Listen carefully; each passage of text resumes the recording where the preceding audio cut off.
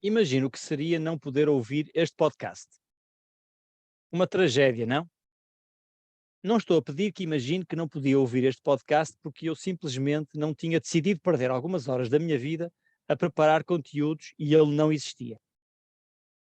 Também não estou a pedir para imaginar que não o tivesse encontrado na multidão de podcasts que por aí existem. Estou a pedir que imagine que não podia ouvir este podcast porque o Estado ou um qualquer ditador perto de si não permitia a pessoas comuns fazerem e difundirem podcasts. Se é permitido a uma pessoa comum como eu fazer este tipo de coisas e a outra pessoa comum como você ouvir este tipo de coisas, é porque, pelo menos para isto, temos liberdade de expressão. Podemos expressar livremente algumas das nossas ideias e isso, achamos nós, é uma coisa boa e que não queremos deixar de ter. Assim, à primeira vista, este é um direito que valorizamos e estamos dispostos a lutar para o manter. Mas até que ponto está disposto a defender esta liberdade que todos temos e que eu uso para fazer podcasts? Imagine que, a partir de hoje, eu deixava de me interessar por conteúdos filosóficos e usava este podcast apenas para o insultar e caluniar. Passava a ser esse o objetivo e o conteúdo deste podcast. Vá-se lá saber porquê, de todas as pessoas do mundo, escolhi-o a si como o meu alvo. Passava horas dos meus dias a juntar as maiores mentiras e infâmias sobre si e, à noite, refugiava-me no meu sótão, onde gravo estas conversas comigo mesmo, e, na minha voz mais séria e afetada, acusava-o do pior que possa imaginar. Pior ainda do que possa imaginar. De mim, você, os seus amigos e familiares ouviam coisas que nunca sequer lhes passou pela cabeça ouvir sobre si. Sim, sobre si. Tudo mentira. Tudo falsidades. Nenhuma verdade. Nem mesmo nenhuma meia-verdade. Mas a imagem de bom amigo, bom pai, bom cidadão que tinha até aí ficou irremediavelmente manchada. Sempre que se cruzavam consigo, os seus amigos, vizinhos, conhecidos, colegas de trabalho, não podiam deixar de pensar naquele podcast muito popular. Todas as verdades sobre, ponha aqui o seu nome, sei lá, Luís Ferreira. Todas as verdades sobre Luís Ferreira. E essas pessoas ficavam a pensar: será verdade aquilo tudo que eu vi neste podcast acerca do Luís Ferreira? Ele até parece boa pessoa, o Luís Ferreira, mas não sei. Onde há fumo há fogo. Pois é, meu amigo. Aí já não estaria tão disposto a defender o meu direito a dizer estas coisas, pois não? O primeiro limite que quereria impor seria o de eu não poder dizer mal de si. Iria querer saber quem eu era, se já não soubesse, iria querer apanhar-me, mandar-me calar, ou prender, ou pior. Eu não sei do que você é capaz, afinal, você é o Luís Ferreira. Depois iria querer estender essa proibição a outras pessoas além de mim que quisessem dizer mal de si, da sua família e dos seus amigos. Se fosse uma pessoa justa e imparcial, iria querer alargar ainda essa proibição a todas as outras pessoas, mas também a grupos de pessoas, pessoas do seu país, da sua etnia, da sua religião e orientação sexual, mas também a todas as pessoas de todos os países, etnias, religiões, orientações sexuais. Para mostrar que não era o Luís Ferreira que eu pintava negativamente no meu podcast, iria querer passar também por defensor das minorias, queria que estas fossem particularmente defendidas desse tipo de discurso. Acharia justo que não fosse permitido insultar, levantar suspeitas, dizer mentiras e calúnias sobre absolutamente ninguém, muito menos incentivar o ódio e a violência. A menos que você, Luís Ferreira, seja um ditador, também acharia justo que essas proibições se aplicassem a si mesmo. Ou seja, neste ponto, estaria disposto a impor um limite à liberdade de expressão das outras pessoas e à sua própria liberdade de expressão. E parece-me razoável, queria que fosse o Estado e não outros cidadãos a assegurar que essas restrições à liberdade de expressão existissem e fossem levadas a cabo, quer prevenindo que acontecessem, quer punindo quando acontecessem. Tudo isto parece-me bastante razoável, não? Poderia ser problemático determinar o onde, o quando e o como aplicar estas restrições à liberdade de expressão. Mas seguramente que agora, depois desta terrível experiência que teve comigo e com o meu podcast, percebe a importância de colocar alguns limites àquilo que podemos dizer publicamente uns dos outros. Neste momento estaria a colocar esse limite à liberdade de expressão naquilo que se costuma chamar de discurso do ódio. O discurso do ódio é uma forma de atacar pessoas ou grupos de pessoas. Os exemplos da propaganda nazi, das manifestações racistas ou homofóbicas, são os exemplos que primeiro nos vêm à cabeça, mas há outros menos óbvios. Eu vou dar aqui um exemplo, não quero parecer demasiado sensível e politicamente correto, mas reparem em algumas personagens do Tintin, aquela personagem da banda desenhada da RG. Ao que parece, o RG tinha simpatias nazis, tendo mesmo chegado a desenhar propaganda para o Hitler quando o Terceiro Reich invadiu o seu país, a Bélgica. Uma das suas personagens em particular, o banqueiro Blumenstein, é ilustrado com as características que o regime nazi gostava de associar aos judeus. Um narigudo, ganancioso e sem escrúpulos. Parece que estou a falar de si, Luís Ferreira. O resultado deste discurso do ódio, para que a RG contribuiu, teve as consequências que todos conhecemos. Milhões de judeus acabaram queimados em fornos depois de anos e anos de desumanização, como a que o autor de Tintin, RG, lhes dedicou.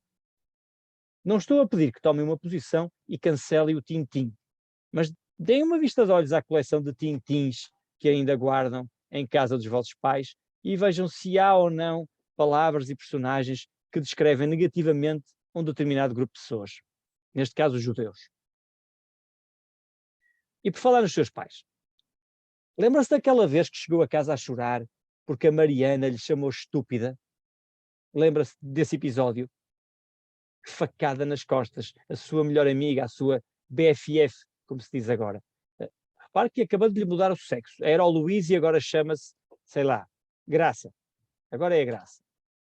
Lembra-se, Graça, de estar lavada em lágrimas no sofá da sala, lareira acesa, a chuva lá fora a bater nos vidros da janela? Isto sou eu a tentar criar um ambiente mais dramático. Lembra-se do que a sua mãe lhe disse na altura? Alguma coisa como: não chores, minha filha, paus e pedras podem ferir os teus ossos, mas as palavras não te podem magoar? Lembra-se disto? Bem, a ideia que a sua mãe tão caridosamente lhe quis transmitir é que as palavras da sua amiga eram inócuas, eram inofensivas. Ao contrário de uma pedra, que deve doer que se farta quando nos acerta, uma palavra é apenas ar em movimento. Como é que ar em movimento nos pode magoar? Bem, já deve estar a pensar que não era bem isto que a sua mãe lhe queria dizer. Deveria estar a referir-se não a ar em movimento, mas ao significado que damos a esse ar em movimento. É isso que nos dói. Sentir-nos feridos por uma palavra mais dura que nos dizem. O que a sua mãe lhe queria dizer devia ser que aquilo que dizem sobre nós não for verdade, se aquilo não for verdade, se não tiver um acordo qualquer com a realidade, essas palavras não têm por que nos magoar. As mentiras não têm por que nos magoar. As falsidades não têm por que nos magoar. O que no fundo a sua mãe lhe estava a dizer era que você não era estúpida e que a Mariana estava a dizer que era estúpida, provavelmente com a inveja das suas notas, que eram melhores que as dela. Na altura ficou deslumbrada com estas pérolas de sabedoria que a sua mãe deve ter ouvido na casa de chá com as amigas, ou lido numa revista cor-de-rosa qualquer, ou lá onde é que na altura se usava para encontrar estas coisas bonitas em vez do Facebook. Ainda hoje você mesma repete aos seus filhos: paus e pedras podem ferir os teus ossos, mas palavras não te podem magoar. Mas vamos parar aqui um bocadinho. Eu sei que diz isso aos seus filhos, eu sei que isso é muito bonito, mas acredita mesmo nisso? Tudo bem que é um mantra que os pode ajudar a superar um mau bocado, como já ajudou a si naquela tarde de chuva com a sua mãe, e até pode servir para que ganhemos todos um pouco mais de autoestima e confiança em nós mesmos. Essa ideia de que palavras falsas não nos podem magoar, mentiras não nos podem magoar, que podemos ser insensíveis às mentiras e às acusações que nos fazem, tudo isso torna-nos mais fortes aos nossos próprios olhos. Mas a verdade é, como sabe bem, as palavras magoam e muito. Pense comigo. Se a acusarem de assassina de crianças em praça pública, mesmo que isso não seja verdade, e vamos acreditar que não é verdade, não se esqueça que já não é o Luís Ferreira, esse monstro que todos detestamos, mas é a Graça, uma boa pessoa, acredita mesmo que isso não a iria afetar? Eram mentiras, falsidades, mas essas mentiras e falsidades não a iriam afetar? Acredita mesmo que é verdade o que a sua mãe lhe disse, que as palavras não nos podem magoar, se forem falsas, se forem mentiras? Essas terríveis acusações que ouviu acerca de si, mesmo que falsas, mesmo que mentiras, iriam magoar o seu espírito, tanto quanto qualquer coisa pode fazê-lo. Sim, é certo, poderia recuperar, poderia reagir bem, conseguir até alguma punição para quem disse essas coisas e assim obter algum consolo e voltar a ter alguma paz de espírito. Mas não me diga que aquelas palavras, naquele momento que as ouviu, naquele momento em que se tornaram públicas, não a puseram de joelhos, não a derrubaram. Vai-te lixar, mãe, apetece dizer. Vai-te lixar. As palavras magoam e magoam bem. Ok, pausa. Emociono-me um bocadinho com isto. Vamos mudar um bocadinho o registro aqui. Deixem-me dar uma aqui de intelectual e mostrar-vos que também leio livros. Já chega de exemplos rasteiros e comezinhos do dia-a-dia e venham comigo dar uma volta por caminhos um pouco mais conceptuais para tentar chegar onde eu quero chegar. Tenham paciência. Não será fácil, mas eu espero que a volta compense. Estamos aqui a tentar perceber por que motivo as palavras magoam. Já sabemos que magoam. Por que motivo as palavras magoam? Quer saber por que motivo a parva da Mariana a magoou a si quando lhe chamou estúpida? Já vimos que não é verdade. Palavras são só ondas de som que viajam pelo ar. Isto não é verdade. Quer dizer, é verdade, mas não é o ar em movimento que nos magoa. Já vimos isso.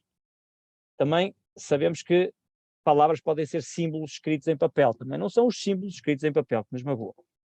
Vimos que são algo mais do que isso, mas mesmo assim, por que motivo as palavras magoam? Que características é que elas têm que fazem com que as pessoas se sintam afetadas por elas? Para tentar responder a esta questão, vamos falar com um importante filósofo da linguagem americano do século XX, J. L. Austin. Uma pequenina chamada de atenção filosófica aqui. Sabemos que um filósofo é importante quando é-nos apresentado pelas suas iniciais e não pelo seu nome completo. Isto é uma verdade insufismável da filosofia. Dou-vos exemplos. G. E. Moore, J. L. Mackie, A. J. Ayer, J. J. C. Smart, G. E. M. Anscombe, Bertrand Russell. Ok, esqueçam este último. J. L. Austin é sem dúvida um filósofo importante, quanto mais não seja pelo critério que acabei de vos apresentar. Ele é apresentado pelas iniciais e não pelo seu nome. John, qualquer coisa, Austin. E escreveu um livro com um título que mais parece retirado de um manual de instruções de uma livraria e que não seria levado a sério se não tivesse sido escrito por um filósofo importante. Como fazer coisas com palavras. É este o título do seu livro mais importante.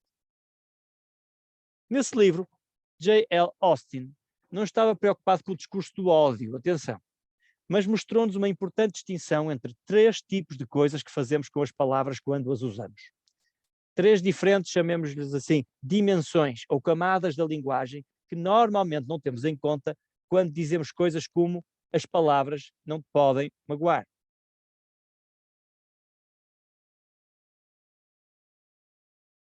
Claramente a sua mãe não leu Austin. É isso que eu quero dizer. Basicamente é isso que eu quero dizer com este podcast. A sua mãe não leu Austin. Mas eu li na faculdade já há alguns anos. Vamos ver se me consigo lembrar. Eu não queria usar os tecnicismos que o JL batizou, essas três formas de usarmos as palavras. Pelos vistos, dar nomes não era uma coisa que Austin fizesse muito bem com as palavras, mas vai ter de ser. Neste seu livro, Austin apresentou-nos três tipos de atos linguísticos: os locutórios, os perlocutórios e os ilocutórios. Na faculdade devo ter trocado imensas vezes estes nomes, mas o que interessa aqui não é decorar estes nomes estranhos, mas as tais distinções que eles revelam entre as diferentes coisas que fazemos com as palavras. As palavras novas têm esta característica, revelam-nos realidades que já existiam antes de as nomearmos, mas que não conhecíamos. Austin revelou-nos essas realidades, essas três dimensões ou três camadas da linguagem que não conhecíamos antes dele nos dar estas palavras com nomes estranhos. Austin começa por nos dizer que com as palavras significamos certas coisas. Ok, Austin, tudo bem, até aqui sabíamos, não é? Com as palavras significamos certas coisas. Chama isto um ato linguístico locutório. Por exemplo, dizemos que o copo está cheio de água, ou que Istambul é a capital da Turquia, ou que está um copo cheio de água em Istambul, a capital da Turquia, que antes se chamava Constantinopla. Ok, já chega. Perceberam a ideia? Um ato locutório é o que normalmente achamos que fazemos com as palavras. Mas não é só isto que fazemos com as palavras. Não nos limitamos a significar certas coisas. Com as palavras também produzimos certos efeitos. Esta é a segunda camada que o Austin nos falava. Produzimos efeitos com as palavras. Por exemplo, quando convencemos alguém a ir a Istambul buscar-nos um copo de água, sim, tinha que continuar com este exemplo, não é? Quando convencemos alguém a ir a Istambul buscar-nos um copo de água, estamos a produzir um certo efeito. Estamos a convencer alguém a ir a Istambul buscar-nos um copo de água. Estamos a realizar um ato linguístico perlocutório. Sim? Este é um exemplo que nos mostra que as nossas palavras podem ter certos efeitos no mundo. Neste caso, as nossas palavras convenceram alguém a levantar o rabinho da cadeira e ir até Istambul buscar-nos um copo de água. Nós estamos no Porto, ok? Não sei quantos quilómetros são, é ver na Wikipédia. Bem, se isto não nos mostra que as nossas palavras têm efeitos no mundo, desisto de tentar. Não é? Se não é suficiente para mostrar que as nossas palavras têm efeitos no mundo, conseguir que alguém vá do Porto até Istambul buscar um copo de água, desisto de tentar. E por fim, esta é a terceira coisa que fazemos com as palavras. No próprio ato de usar as palavras, estamos a fazer certas coisas. Austin chama isto ato linguístico ilocutório. Ok, um exemplo. Apostamos com um amigo que ele não é capaz de ir a pé até Istambul, pegar num copo de água e trazê-lo até aqui sem entornar uma só gota. Vamos devagarinho. Ao dizer algo como, abrir aspas, ok? Aposto contigo, não és capaz de ir a pé até Istambul, pegar num copo de água e trazê-lo até aqui sem entornar uma só gota, fechar aspas. E se além disso o nosso amigo aceitar a aposta, a nossa frase teve um efeito especial de selar uma espécie de negócio entre nós. Ou seja, as próprias palavras são algo com um tipo de existência, uma aposta neste caso. Ok? Portanto, ao usar as palavras estamos a fazer certas coisas. O ato ilocutório. Quem, como a sua mãe, acha que as palavras não servem para magoar, acha que as palavras servem apenas para significar certas coisas, alguém como a sua mãe acha que as palavras são usadas apenas na primeira dimensão que Austin descreveu. Lembra-se do nome estranho? A dimensão dos atos locutórios. A sua mãe, não sabia disto, se eu estou-lhe a dizer, é uma exclusivista dos atos locutórios. Diga-lhe isso. Acho que vai gostar de saber. Pessoas como a sua mãe acham que só usamos as palavras numa só dimensão da linguagem. Por isso é que são exclusivistas. Assim, pensam essas pessoas. Se as palavras só servem para significar coisas, e se chamamos estúpida a alguém e ela não é estúpida, então não temos motivos para achar que usar essa palavra causa algum tipo de dano. Achamos que simplesmente falha o alvo. É mentira, é falso. Não significa nada. Sim? Não remete para nada no mundo real. Dizemos que alguém está simplesmente a usar a palavra estúpida de forma errada e ficamos por aqui. Mas como nos mostrou o nosso amigo filósofo, o querido Austin, o J.L., e como também vimos nos exemplos do podcast acerca do Luís Ferreira e no episódio da parva da Mariana que lhe chamou estúpida, não é só isso que fazemos com as palavras. Ao proferir certas expressões, ao dizer certas coisas, estamos a ter o efeito de magoar alguém. Sim? Lembra-se do ato perlocutório. As palavras têm um efeito. E estamos a ter a intenção de efetivamente agredir alguém. A terceira camada, o ato ilocutório. Muito bem. Terminada esta volta em torno da linguagem, agradeço-lhe a paciência. Voltemos então ao discurso do ódio. Austin mostrou-nos que o discurso do ódio tem efeitos danosos e é algo mau em si mesmo. Lembro que ele não falou em específico do discurso do ódio, mas a sua distinção em 3 camadas dos atos linguísticos fez-nos ver isso. É como atirar uma pedra com a intenção de magoar alguém. Atirar uma pedra tem um efeito danoso e doloroso se acertar em alguém e é algo mau em si mesmo quando é feito com a intenção de causar dano e magoar. Proferir um insulto a alguém é o mesmo tipo de coisa que atirar uma pedra para atingir uma pessoa. Os objetos são diferentes, pedras e palavras são coisas diferentes, mas os dois pretendem magoar. Austin tinha razão. As palavras não podem ser afastadas de quem as diz, do contexto em que são ditas e da intenção com que são ditas. As palavras não flutuam no ar de forma neutra, têm uma intencionalidade que está ligada aos objetivos e ao estatuto de quem as profere. Este passeiozinho que demos com o Austin fez-nos perceber um pouco melhor porque é que as palavras magoam e que de facto magoam mesmo. Até dizer coisas como perlocutório e ilocutório magoa mesmo. Como acontece com os bons passeios, também este não nos levou muito longe. Voltamos à casa de partida. Já sabíamos que as palavras magoam, mas agora sabemos um pouco melhor porquê. Porquê é que elas nos magoam. Sim, é um facto que as palavras magoam. Já sabíamos disto. Mas deste facto, do facto que as palavras magoam, e agora vamos dar outro passo mais à frente, ok? Do facto que as palavras magoam, não temos de concluir nada. É só um facto. É inerte. Ou seja, não temos que ir a correr, pedir ao governo que crie uma legislação e que faça cumprir leis que ponham limites à liberdade de expressão.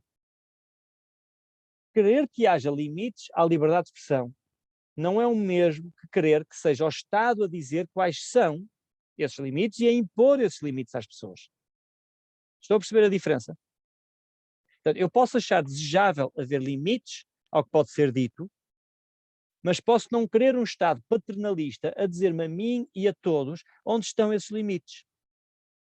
Talvez, posso pensar, talvez seja preferível deixar que a própria sociedade se autorregule e que sejam as pressões dos vários grupos sociais, família, amigos, colegas de trabalho, patrões, etc., a fazer com que os abusos da liberdade de expressão sejam controlados e provoquem o menor dano possível.